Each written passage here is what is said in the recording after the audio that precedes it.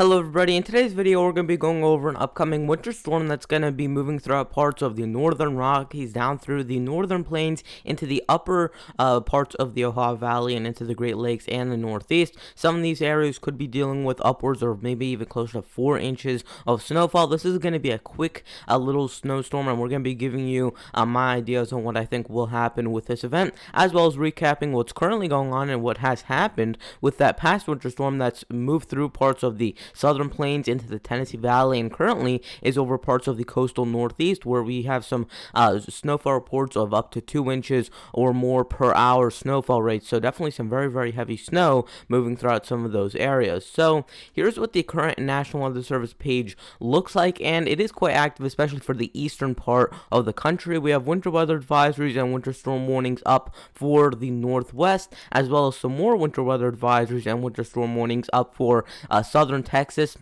We have hard freeze warnings in effect for eastern Texas, Louisiana, back through Mississippi, a little bit of Arkansas and Oklahoma as well as extreme southern parts of Texas. We also have, I believe those are some wind chill warnings in effect for southern Texas as well. And then we have winter weather advisories that stretch up from parts of Mississippi all the way up through the Tennessee Valley. And then another area for parts of southern New England and the coastal Northeast, where you're expecting from this storm that's currently going on maybe 4 or 5 inches total for some of those areas in southern New England. You get a little bit further south and west, and we've already seen reports of upwards of 10 inches of snowfall there. We have winter storm warnings, which are currently still in place for parts of North Carolina, Virginia, West Virginia, Maryland, Delaware, New Jersey, and Pennsylvania.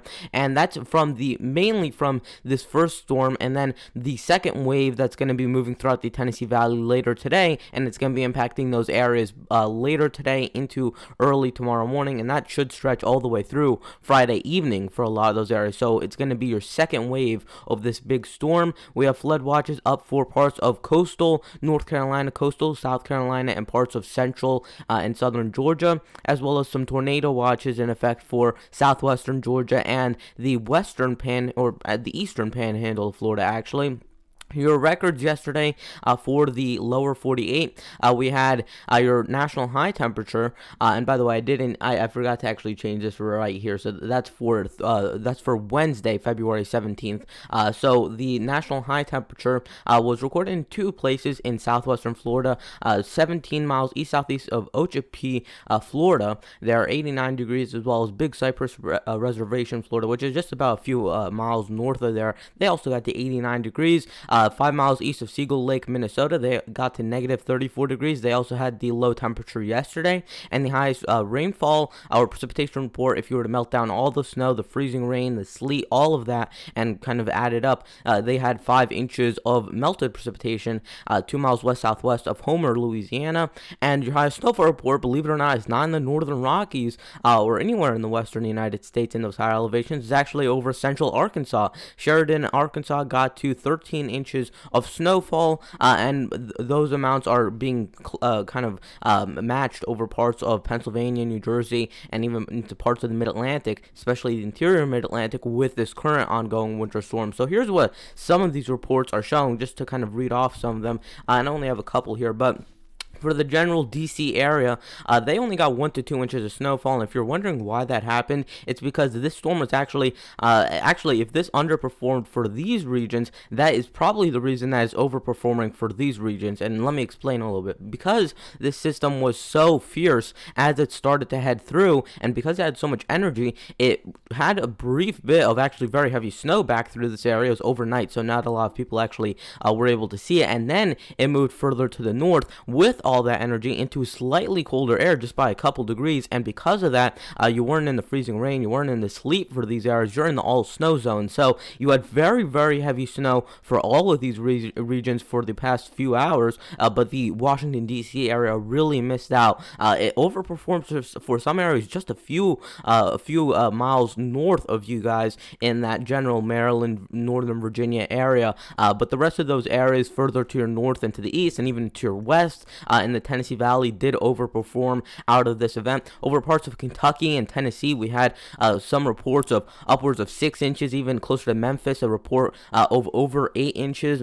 over parts of West Virginia into southern Pennsylvania, southwestern Pennsylvania. You had generally 2 to 4 inches plus, with some pockets of 6+ inches even in parts of West Virginia. And then the real band of snow, there were 2 real bands. There's one over Arkansas and western Tennessee, where some of those reports are over a foot of snowfall, especially over southwestern all the way up to northeastern Arkansas.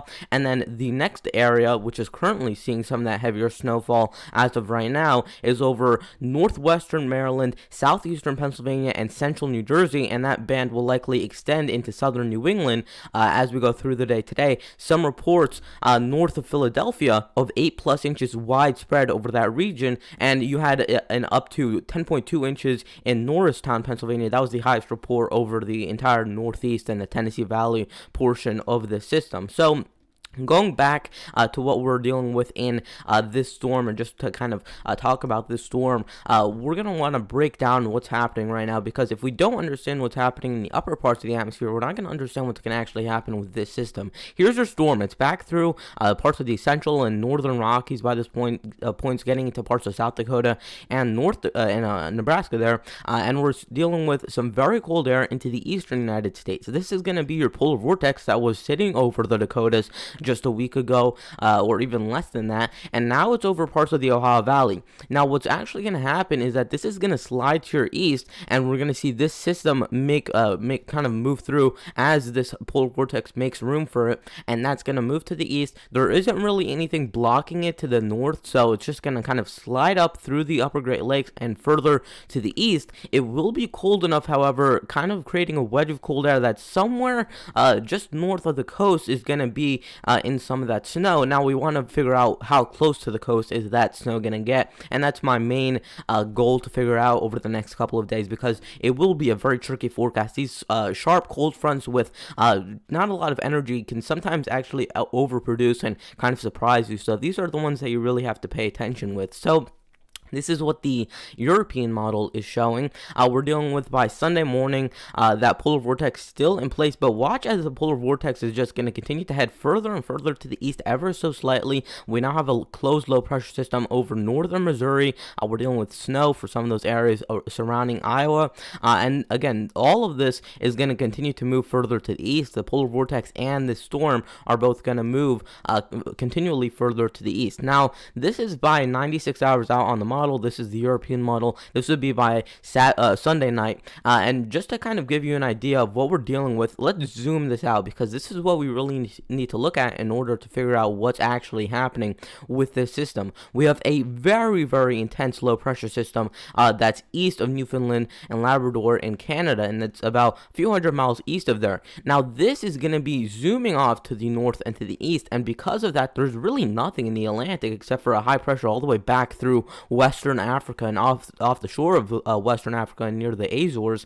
Other than that, there is nothing in the Atlantic to hold this polar vortex in place, so it's going to move out to the east. Now, there are a couple things that could change with this, and there are a couple things that we do want to watch out for. What if this high pressure is a little bit further to the west? Well, now this means that this polar vortex is just going to sit there right over here, and that would mean that this system is either going to go north or it's going to go south of here. Now, that's if this high pressure is further to the west, and we still need to figure out if that is going to happen, because as of right now, we have nothing through the central part of the Atlantic, and the high pressure is going to say, okay, well, I'm just going to move throughout here, and that's going to open the gates for this low pressure system to just move out further to the north and to the east and move into parts of the interior northeast. So let's go back to the United States and let's zoom in again. This would be by Monday morning. We're dealing with more of that snow back through the Great Lakes, and you can kind of tell that because of this high pressure, we do have somewhat of a kind of colder air mass in place still. You're kind of on the edge of that cold air as you get into the northeast, so we still have some of that cold air coming in from Canada, although it's not going to be as ferocious as it typically would be. We do still have that cold air somewhat in place. It's going to be very, very weak cold air, so we're not going to deal with some amounts over 8 inches in this type of system. It's probably going to be more of a 2 to 4 inch event for whoever gets into the snowfall. We see a sharp cold front, which is located right around here. So you might want to watch out for some pop-up thunderstorms if you live right around here, and actually anywhere east of, as that cold front's moving through, anywhere east of there is where you're going to be dealing with more of that convective activity. And then, of course, to the north is where we're dealing with that system bringing a little bit of snowfall. So this would be by Monday morning into the evening hours, and watch how close this rain snow line does get to the coast. And we do need to watch out for this. If this is a couple degrees colder, that's all the way down to the coast. So we really have just some minor details that could shift this in a quite major way with this winter storm. And then this is going to continue sliding off to the east. We see that low pressure go into the Gulf of Maine, and according to the European model, and this is another thing that we want to watch out for, if this is correct, then the European model shows some heavier snow for parts of northern New England. What the GFS does is it just keeps it slightly further offshore, and it ends up bringing no precipitation up to northern New England with that secondary low pressure offshore, and those amounts might be 2 or 4 inches less if the GFS is correct. So there are a couple different things that we do want to watch out for. Here's what the GFS is showing, like I was just talking about. We have that low pressure out in parts of the central areas of the country. We have that big high pressure out into the eastern United States, and that's going to just sit there, and then it's going to eventually continue to move out further to the east. So this is by Sunday night into Monday morning. We see that high pressure still lingering around, so it's still there somewhat, but it's actually bringing up warmer air because, again, high pressure spin this way, so it is actually drying up a little bit warmer air. Its presence, though, is what's really going to allow some of that cold air to seep in. We have some sort of blocking or some sort of air mass that's allowing that to come down further to the south, and that's that high pressure. So just the fact that that high pressure is there is going to be dragging in a little bit more cold air than would originally be there, and that's going to be very, very important in this type of scenario. So we see that low pressure right here. We have that sharp cold front further to the south, and again, some convective activity out ahead of there is possible. Now, this would be by Monday morning, and through the evening hours of Monday, we're still dealing with some of that snow for areas not too far inland, just about 2 hours inland, and you're dealing with some of that snow. Again, a couple degrees colder, and you could be dealing with snow over those areas. Again, watch this 540 line. This is typically where in the upper parts of the atmosphere you're below freezing. So a few thousand feet up in the atmosphere, it's below freezing, but you go just about closer to the surface, just by a couple thousand feet down and closer to the surface areas, that's where you're dealing with some of the warm air. So if this is, again, just 1 or 2 degrees colder, then this is a much different scenario. And I think even though the models aren't showing it just now, you don't always want to look at what the model's putting out for snowfall. The snowfall maps aren't too useful this far out. You want to figure out why it's showing what it's showing, and if there is anything that could change, and you want to try and spot what could change before it actually happens. And that's how you kind of get a decent idea of what's going to happen before it actually happens. And then, actually, I'll go back here. The low pressure just sits in the Gulf of Maine, and you can see how it's mainly rain for the coast. And I don't think that's going to be too true. I think that's going to be more snow as you get on that back end of this. But either way, it's not showing too much precipitation on that back end like the European was showing for parts of coastal New England. So we are going to have to watch out for that. So here's what the Weather Prediction Center is showing for the percent chances that you'll see over 2 to 3 inches of snowfall, or just around 2 to 3 inches of snowfall. Anyone in the light green, that's 10 to 30%, 30 to 50% in the dark green. Now, even though the percentages look low, you could probably add 20 to 30% of chances to that, because they do like to use lower percentages. When they put you in the dark green, that means they have a fairly decent chance of seeing some snowfall, especially on their day 4 or day 5 outlook. So when they do that, you want to take a little bit more caution. Even though it might sound, 10 to 30% chance, there's only a 1 in 3 chance that actually happens, but you want to take a little bit more caution in that, because it actually, more times than not, those areas are the areas that get some decent snowfall. And then if we go to the day 5, it's showing, again, that 10 to 30% chance line gets fairly far to the south, and I think they're picking up on what I'm talking about. That 540 line was lingering to the south, and if the models start to pick up that the upper dynamics of the atmosphere aren't as warm as they are thinking currently, then that's all snow for the coastal area. So we want to watch out for that. That's something that we do want to keep in mind.